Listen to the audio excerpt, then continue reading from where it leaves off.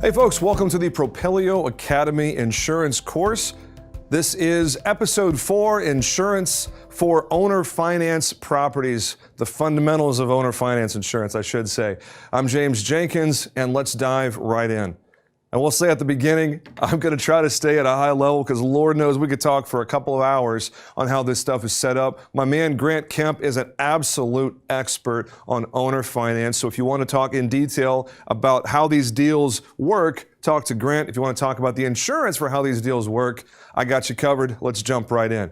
So on an owner finance property, the biggest question our clients have is, where do I need to put the people on the policy? My agent from XYZ home and auto carrier who doesn't have a clue what they're doing with an owner finance deal, a wrap, a sub 2, just a traditional owner finance. It's really important to get the right people in the right seats on the bus, because if you get the wrong people in the seats, then the biggest concern we all have, obviously, is having that due on sale clause called by the mortgage company on a sub 2 deal. So let's jump right in the proper roles on a sub 2 policy, on a policy that is subject to the underlying mortgage of the property. So your first named insured is going to be the end buyer, the person who is going to possess and pay for the policy in question. The additional insured is going to be the underlying seller, the person whose name is on that underlying mortgage or lien that you are subject to on the policy. Now here's this next one, where I'm a little bit more careful and cautious than most people might be. I also highly recommend that you add your holding company as an additional insured on the policy as well. This will provide you some protections in the event of a loss at the premises. And an aggressive trial lawyer may very well find your holding company to be negligent and include you in a lawsuit as well. So it's a good idea to put your holding company on the policy as an additional insured. Also, the first mortgagee or first lien holder is going to be that mortgage company that is on the note underneath, the one that the whole thing is subject to. We're going to put them in first position, because if they're not in first position, then they pitch a fit and they might call the due on sale clause and just make a big mess of things. So we always want to make sure that we're very careful with the first mortgagee position being correct. Now here, in second mortgagee position, is where you end up with your note with the end buyer. You are in second position unless there is a first and second underlying lien. You're basically the last one in line on the mortgagee and the lien holder. And just take a second and look and see what we've got right here on the screen.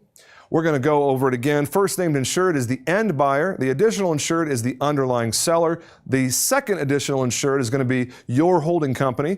The first mortgagee or lien holder is going to be the underlying lien with the mortgage company from the underlying seller. And then secondly, on the mortgagee line is going to be your lien with the end buyer. Now, let's talk about a more straightforward approach.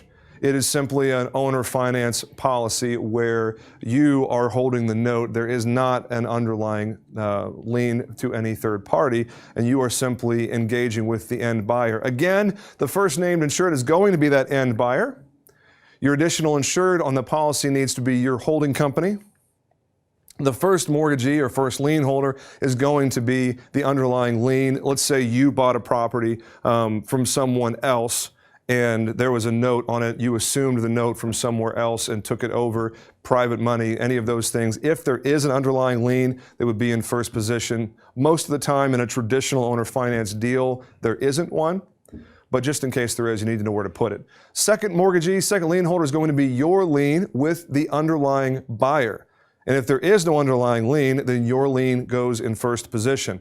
Now, I know a lot of you guys are going to be saying, now wait a second, I can't enforce my buyer use a specific insurance company, a specific policy. This is actually how you handle that. You are correct. You cannot force them to use a specific company, a specific agent. As much as it pains me to admit that, because I would love to be their agent, obviously. I'm kidding, out there in Facebook land. What you're going to do is simply have in the contract.